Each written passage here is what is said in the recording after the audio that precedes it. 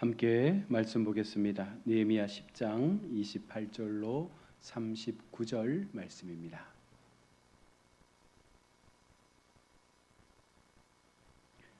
느헤미야 10장 28절에서 39절 말씀을 우리 한 절씩 교독하도록 하겠습니다.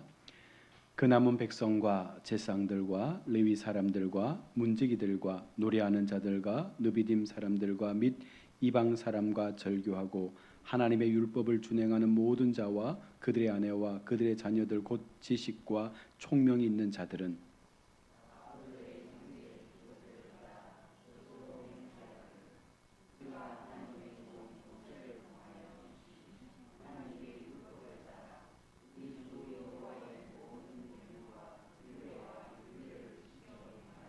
우리의 딸들을 이 땅 백성에게 주지 아니하고 우리의 아들들을 위하여 그들의 딸들을 데려오지 아니하며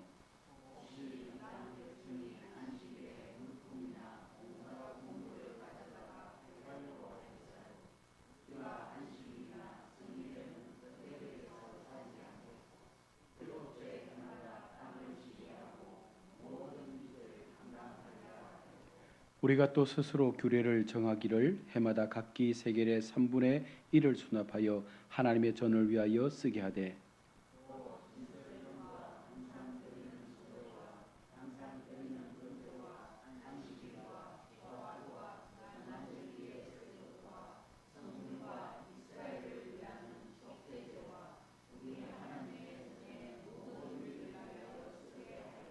또 우리 제사장들과 레위 사람들과 백성들이 제비 뽑아 각기 종족대로 해마다 정한 시기에 나무를 우리 하나님의 전에 바쳐 율법에 기록한 대로 우리 하나님 여호와의 제단에 사르게 하였고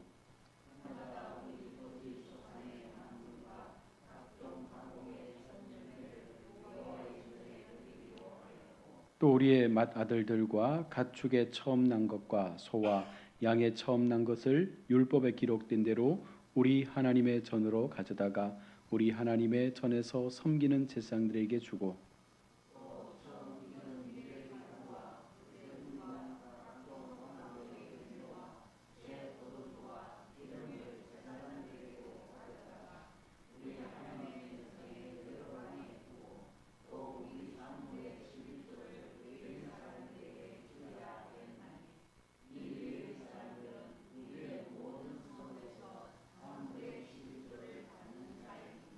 레위 사람들이 11조를 받을 때에는 아론의 자손 제사장 한 사람이 함께 있을 것이요 레위 사람들은 그 11조의 10분의 1을 가져다가 우리 하나님의 전 곳간에 여러 방에 두고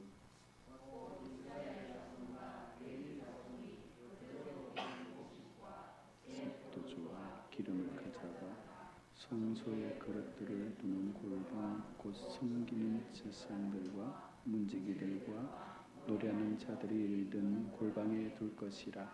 그리하여 우리가 우리 하나님의 전을 버려두지 아니하리라. 아멘. 이 시간 시온 챔방상물 하나님 앞에 찬양으로 영광 올려드리겠습니다.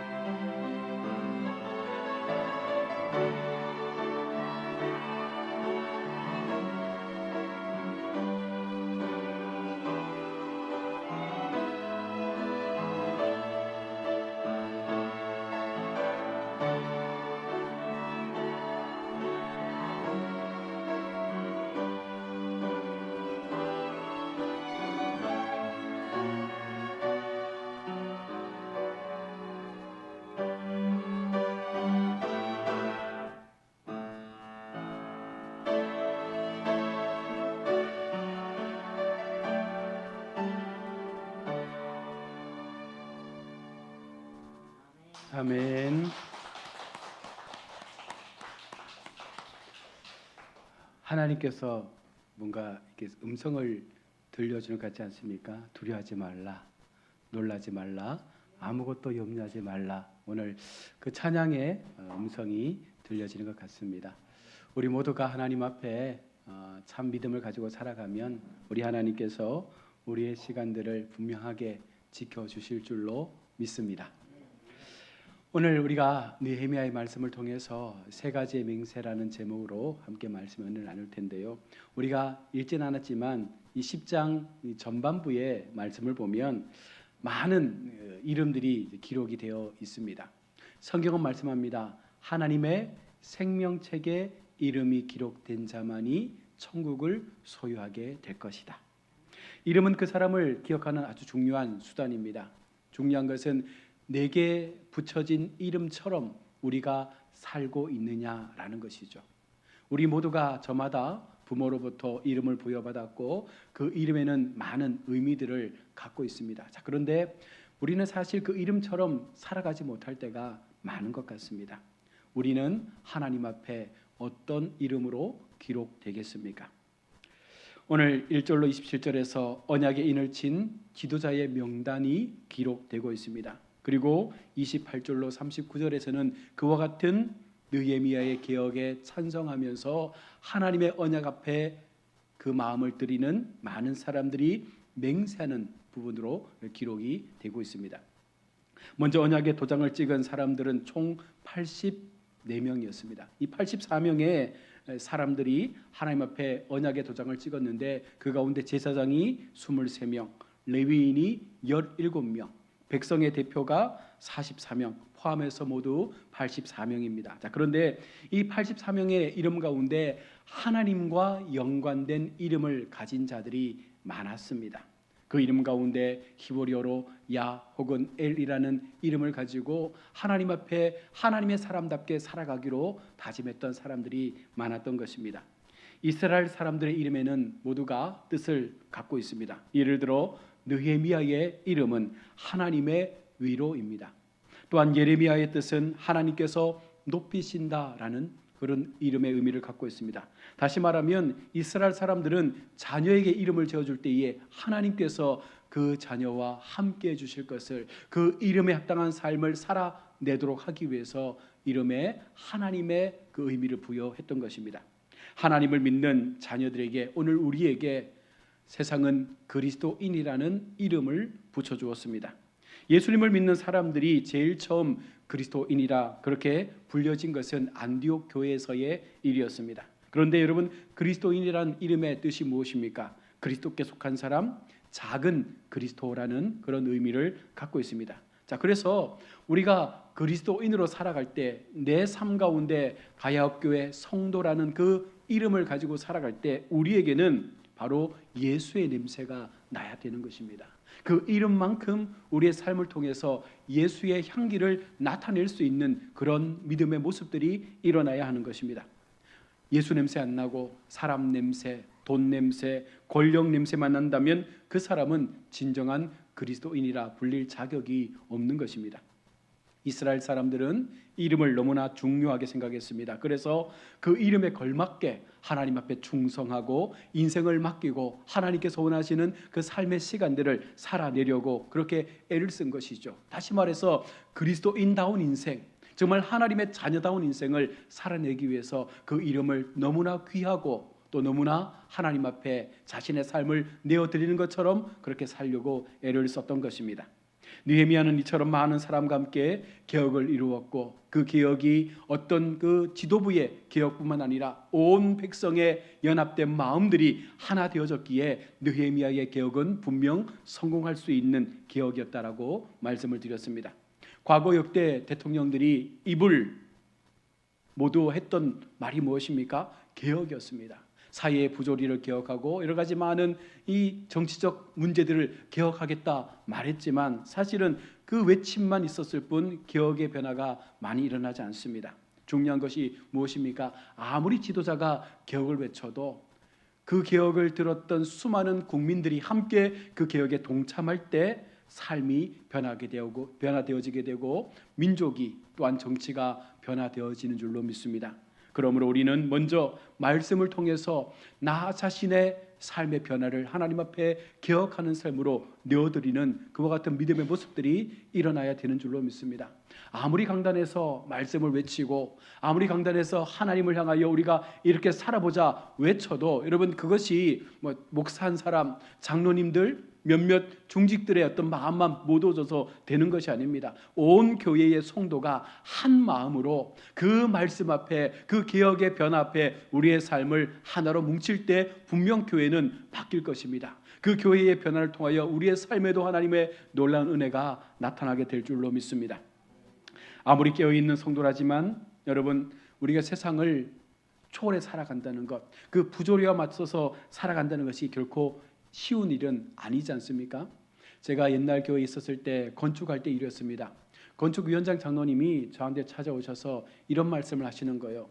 건축을 하기 위해서 신문에 공고를 내고 이제 업자를 선정하는 그와 같은 과정을 이제 행하고 있는데 한 5개 업체가 좁혀졌습니다. 그런데 어느 날 한 분 건설회사 사장님이 찾아오셔가지고 건축위원장 장로님에게 봉투를 하나 내미는 것입니다. 장로님께서 이게 뭡니까? 라고 물었더니 관행입니다. 이번 검토에서 우리 업체가 선정될 수 있도록 잘 부탁드립니다 라고 하고 봉투를 줬는데 그 봉투 안에 2천만 원이 들어있다고 합니다.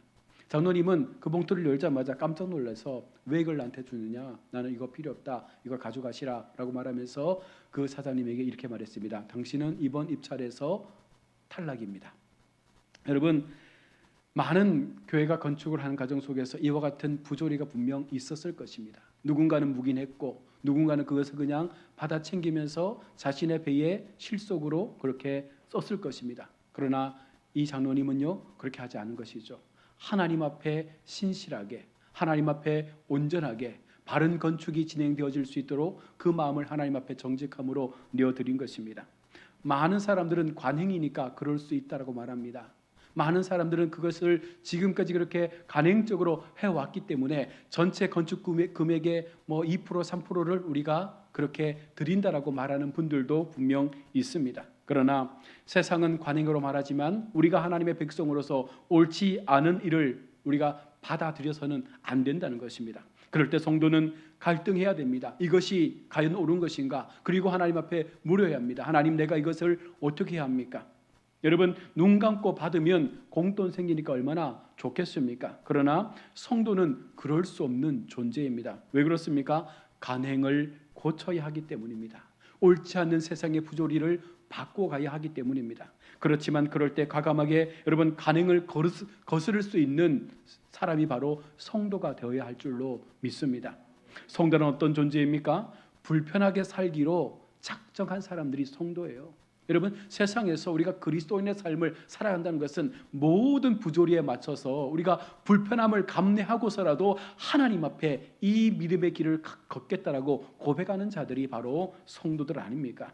여러분 분명히 눈 감아주면 피차 간에 편할 줄 알지만 여러분 그것을 거부할 수 있는 사람이 성도입니다. 어리석어서 남들 하는 대로 안 하는 것이 아니에요.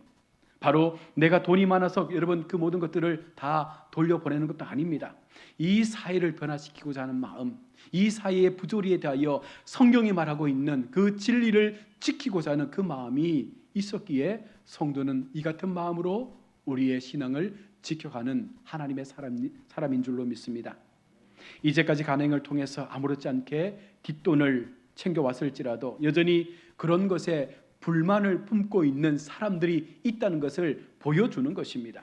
그래서 그 책임을 지도록 만들어주는 바로 이와 같은 삶이 우리 교회를 중심으로 성도를 중심으로 세상 가운데 세워지면 분명 세상은 조금은 더 개혁되는 모습으로 바뀌어지게 될 줄로 믿습니다. 하나님 앞에 바르게 살기로 하지만 이스라엘 백성들은 오늘 우리 함께 읽은 본문의 말씀처럼 하나님 앞에서 맹세를 하고 있습니다. 이제는 우리가 하나님 앞에 이렇게 살겠습니다. 그들이 맹세했던 3가지의 맹세는 이것입니다. 먼저는 이방 사람과 결혼하지 않겠습니다. 2번째는 안식일을 지키겠습니다. 3번째는 11조를 드릴 것을 그들은 맹세하고 있습니다. 오늘 세 가지의 맹세를 가지고 좀 더 말씀을 나누기를 원합니다. 먼저 이방 사람과 결혼하지 않겠다라는 맹세. 오늘 30절에 우리 딸은 이 땅 백성에게 주지 아니하고 우리 아들들을 위하여 저희 딸들을 데려오지 아니하며. 이와 같은 그들의 마음의 결단이 무엇을 의미합니까? 그들은 이방 결혼을 시키지 않겠다는 것입니다. 우리말로 말하면 믿지 않는 사람과 우리 자녀들을 결혼시키지 않겠다는 것입니다. 이 말은 다르게 말하면 민족의 거룩성, 다시 말해서 예수님을 통하여 하나님을 통하여 받아들이는 이 복음의 순수성들을 우리가 깨뜨리지 않고 철저하게 하나님 앞에 이 복음을 지켜내는 가정으로 만들어 가겠다는 것입니다. 결혼은 단순히 두 남녀가 육체적 결합을 이루는 과정이 아닙니다. 정신 대 정신의 결합이기도 하고 또한 집안과 두 집안의 결합이기도 합니다. 그 가치관이 결합되어질 때 더 놀라운 하나님의 역사를 만들어낼 수 있다면, 여러분, 믿는 자와 믿는 자가 결혼해서 더 큰 하나님의 비전을 제시할 수 있는 가정을 세우는 것이 하나님께서 꿈꾸시는 가정의 목적인 줄로 믿습니다. 그래서 두 집안의 가치가 다를 때 충돌할 수밖에 없는 거예요. 두 집안의 신앙이 다르면 부딪힐 수밖에 없습니다. 내가 선교자의 마음으로 감당하겠다 하겠지만 막상 그렇게 그 현장으로 들어가 보면 그것이 만만치 않은 것입니다. 그래서 우리는 우리 자녀들에게 믿음의 배우자들을 만날 수 있도록 기도하고 그렇게 권고해야 하는 것입니다. 신명기 7장 3절로 4절 말씀에서 또 그들과 혼인하지 말지니 내 딸을 그 아들에게 주지 말 것이요 그 딸로 내 며느리를 삼지 말 것은 그가 내 아들을 유혹하여 그로 여호와를 떠나고 다른 신들을 섬기게 하므로 여호와께서 너희에게 진노하사 갑자기 너희를 멸할 것임이니라. 하나님께서 신명기의 말씀을 통해서 혼인하지 말지니라. 누구와? 이방 사람과. 여러분, 당시에 우상을 섬기는 자와 결혼하여 신앙이 혼합될 우려가 있었음을 하나님은 알고 있었던 것입니다. 아무리 이스라엘 백성이라 할지라도, 아무리 하나님 앞에 부름받은 백성이라 할지라도 그들 속에 세상의 가치가 들어오고 세상의 딸들이 들어와서 그 가정을 이루게 될 때 분명 그 가정은 무너질 것임을 하나님은 알고 있었습니다. 그래서 이방 결혼을 금지하고 있는 것입니다. 영은 여러분 냄새와 같은 것입니다. 냄새는 보이지 않지만 어느새 우리 몸 가운데 스며들어 있습니다. 하나님의 영은 거룩한 영입니다. 세상을 잡고 있는 악령은 더럽고 추잡한 것들입니다. 거짓과 술수와 깨를 가지고 사람의 심령을 병들게 만들고 하나님께로부터 멀어지게 만드는 것이 악령의 모습입니다. 이런 것들과 계속해서 접촉하게 될 때 우리는 나도 모르는 사이에 그와 같은 냄새에 스며들 수밖에 없는 것이에요. 그래서 하나님은 철저하게 처음부터 그 모든 악함의 상황에서 벗어날 것을, 처음부터 순수한 모습으로 하나님의 사람들끼리 결혼하고 그 가정을 이룰 것을 요청하고 있는 것입니다. 영적 세계는 전염성이 강합니다. 우리가 흔히 알고 있는 말로 엄마가 무당이면 그 딸도 무당일 확률이 높다라고 말합니다. 그래서 이방 결혼을 금지시키는 것입니다. 오늘 모세도 철저하게 이방 결혼을 못하도록 이스라엘 백성들에게 경고하고 있습니다. 솔로몬 왕도 이방 여자들 때문에 결국은 그의 인생의 후반전이 결국 하나님 앞에 실패한 인생으로 끝나지 않습니까? 그는 이방 여인들이 가지고 온 수많은 그 우상의 신들 앞에 하나님을 멀리하는 모습으로 그렇게 끝나게 된 것입니다. 여러분, 하나님은 가나안 땅 원주민들과 혼합하는 것을 염두에 두고 당부와 경고의 말씀을 하고 있습니다. 현재 교회를 여러분 바라보시면서 말씀하는 것이죠. 세속주의와 혼합하지 말아라. 많은 교회가 다원주의와 손을 잡고 혼합주의와 손을 잡고 세상 문화가 교회 속에 들어와도 안개같이 교회 속에 스며들어도 전혀 방관한 채 내버려 두었더니 오늘날 교회가 너무나 힘든 지경에 이른 것입니다. 여러분, 이것들을 용납하다 보면 어느 순간 교회는 무너지는 것입니다. 하나님께서 왜 철저하게 처음부터 이방을 멀리하게 하고 우상을 멀리하게 하고 오직 하나님만을 섬길 수 있는 신앙으로 우리 자신을 세우라고 말씀했습니까? 그것을 하나님은 알고 있는 거예요. 우리가 조금만 문을 열어주면, 조금만 우리가 어떤 사랑의 마음으로, 용서의 마음으로 문을 열고 모든 종교를 다 받아들이게 될 때 그것이 결국은 교회를 삼킬 것임을 알기 때문에 하나님은 처음부터 그 싹을 막고 있는 것입니다. 여러분, 교회는 생명의 빛이 되어야 합니다.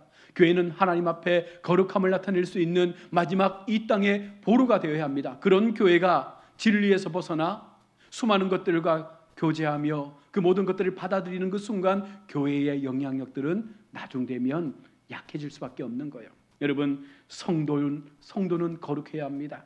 특별히 여러분, 우리에게 주신 이방가의 단절을 우리는 분명 기억해야 합니다. 아무리 누군가가 왜 너희 교회는 그렇게 완고하냐 할지라도 이것은 하나님의 명령이요 하나님의 말씀입니다. 우리가 살기 위해서, 우리의 세대를 살려내기 위해서 우리는 이 같은 마음으로 철저하게 우리 자녀들에게 바른 결혼관을 전할 수 있는 그런 부모 역할을 감당할 수 있기를 바랍니다.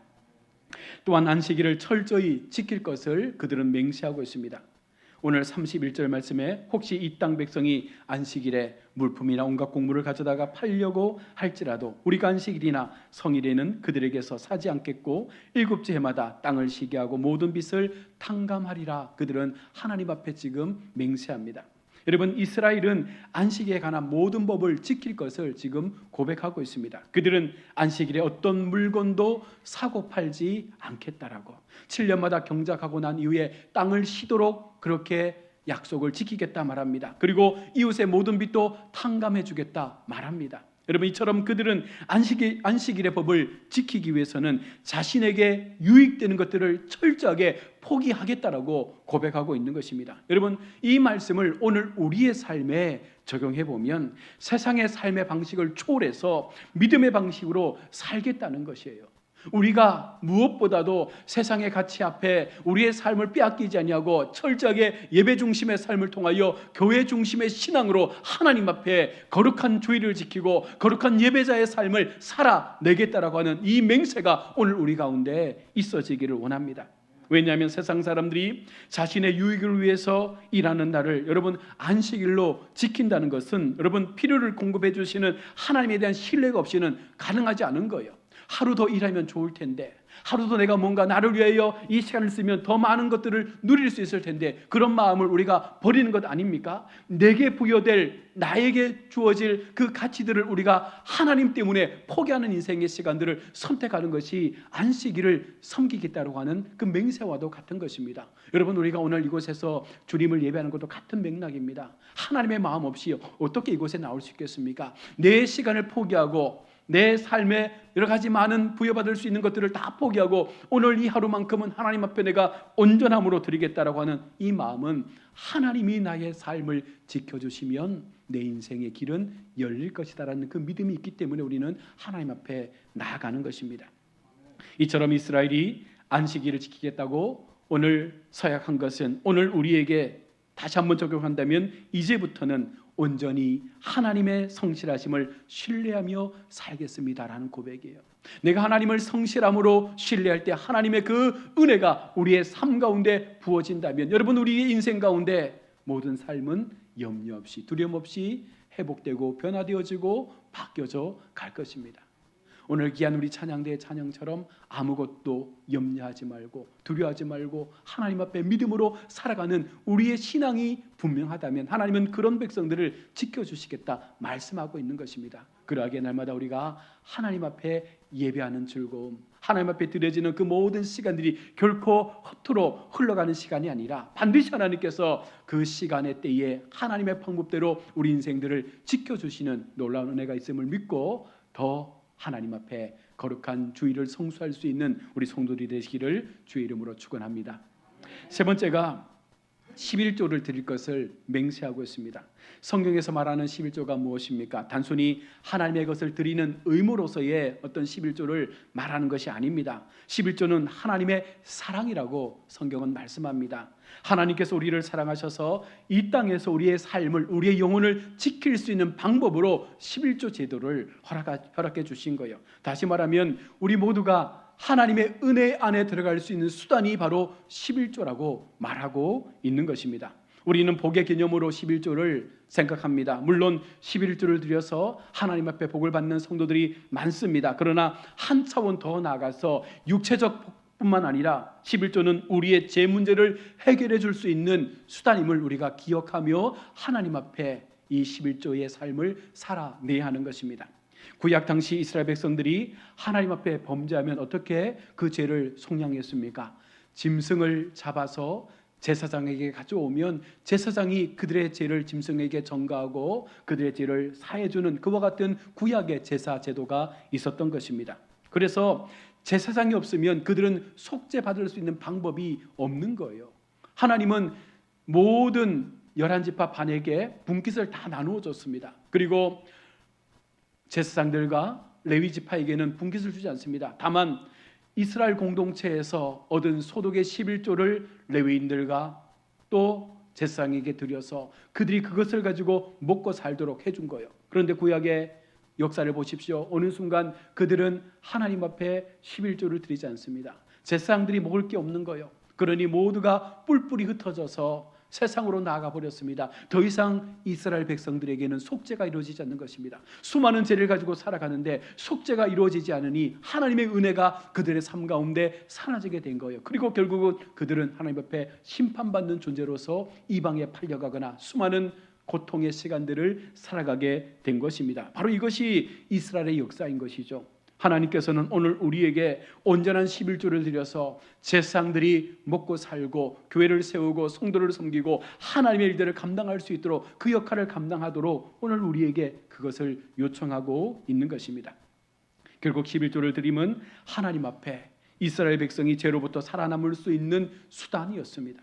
하나님께서 가난하셔서 우리에게 11조를 요구하는 것이 아닙니다. 어쩌면 하나님께서 레위인들을 먹여 살릴 수 있죠. 제사장들을 먹여 살릴 수 있습니다. 그러나 그 온 우주의 주인이신 하나님께서 왜 우리에게 그와 같은 11조의 제도를 만드셔서 우리 제사장들을 먹여 살리도록 하셨습니까? 그것이 같은 공동체의 같은 이론으로서 함께 그 모든 시간들을 살아낼 것을 요청하고 있는 것이에요.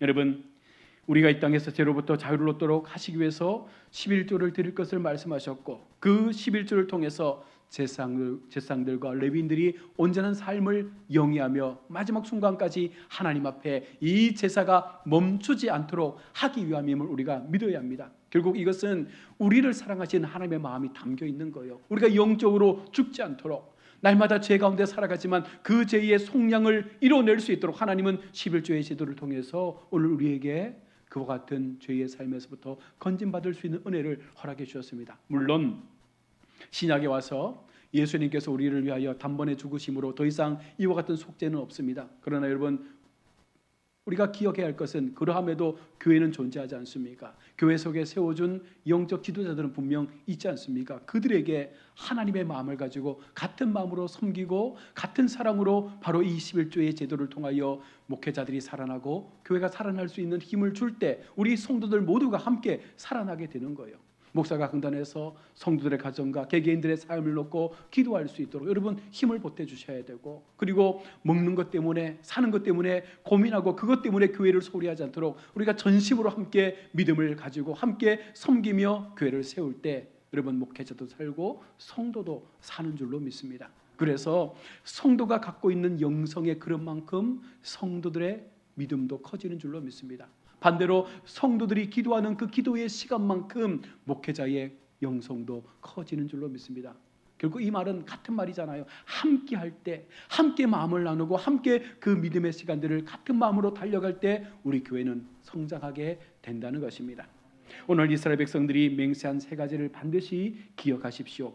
이방 사람과 결혼하지 않겠습니다. 여러분 반드시 우리 자녀들에게 이것을 말씀하고 가르치고 그들의 삶 가운데 얼마나 이것이 중요한 가치인지를 알려줘야 합니다. 2번째, 안식일을 철저히 지킬 것을 우리가 맹세하고 있습니다. 여러분 하나님 앞에 예배만큼은 포기할 수 없다는 것, 하나님 앞에 드려지는 그 예배의 시간만큼 우리가 철저하게 어떤 것과도 바꾸지 않겠다라고 하는 그 마음들이 우리 속에 있어지기를 원합니다. 하나님은 그런 백성을 사랑하시는 거예요. 그런 마음을 가지고 하나님께 나오는 사람들을 하나님께서 복되게 하여 주시는 줄로 믿습니다. 3번째가 11조의 맹세입니다. 우리가 11조를 통해서 교회를 세울 수 있는 귀한 하나님을 향한 물질의 그 섬김이 있어지기를 원합니다. 이것이 여러분 그저 드리는 것으로 인해서 목사가 그 풍족한 삶을 사는 것을 말하는 것이 아닙니다. 최소한의 삶을 우리가 책임지고 교회로부터 목회자가 더 교회를 섬길 수 있는 힘을 주도록 하기 위함임을 믿고 우리가 그렇게 섬기고 사랑하면 반드시 하나님은 그 11조를 통해서 귀한 가정에 더 놀라운 물질의 통로와 믿음의 복들을 허락해 주실 줄로 믿습니다. 여러분 그 은혜를 받으시길 바랍니다. 그 약속의 복이 우리의 삶 가운데 나의 삶으로 일어날 수 있도록 여러분 그 인생 중심에 내가 설 수 있기를 기도하며 나아가시길 바랍니다. 하나님이 결단코 외상이 없는 분이잖아요. 우리 하나님은 결단코 우리에게 받은 것에 대해서 입을 닦는 분이 아니에요. 받은 만큼 10배로 100배로 1000배로 갚아주시는 하나님이신 줄로 믿고 여러분 아까워하지 마시고 하나님 앞에 내어드리는 것, 교회 앞에 내어드리는 것 아까워하지 마시고 이 일이 하나님의 영광을 위한 것이라면 반드시 하나님은 그 드린 것에 반해서 더 크고 귀한 것으로 우리의 삶에 갚아주시는 반드시 그 셈에 분명한 원칙을 갖고 계신 하나님이심을 믿고 우리 모두가 함께 이 믿음의 맹세에 함께 동참함으로 오늘 우리 모두가 하나님의 사람다운 삶을 살아가시는 우리 복된 성도들 다 되시기를 주의 이름으로 축원합니다. 아멘. 기도하겠습니다. 좋으신 하나님 은혜를 감사합니다. 오늘도 우리가 주님 앞에 귀한 예배의 시간을 통하여 말씀을 듣습니다. 이스라엘 백성들이 하나님 앞에 은혜를 받고 저들의 삶의 거룩한 개혁과 변화의 삶을 위하여 세 가지의 맹세를 주님 앞에 고백하고 있습니다. 아버지 하나님, 우리는 자녀들을 결단코 이방인들과 결혼시키지 않겠습니다.